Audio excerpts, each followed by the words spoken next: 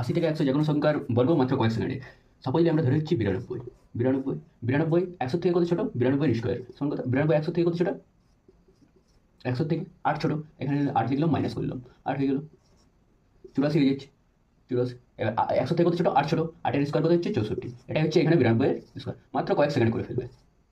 সেরকমই আরেকটি ধরে নিলাম আমরা 94, 94 এর স্কোয়ার, 94 100 থেকে কত ছোট? এই 100 থেকে কত ছোট? 6 ছোট, এখানে 6 লিখে মাইনাস করে দিলাম, 88 হয়ে গেল। এবার এই 6টা, 6 এর স্কোয়ার কোথায়? 36।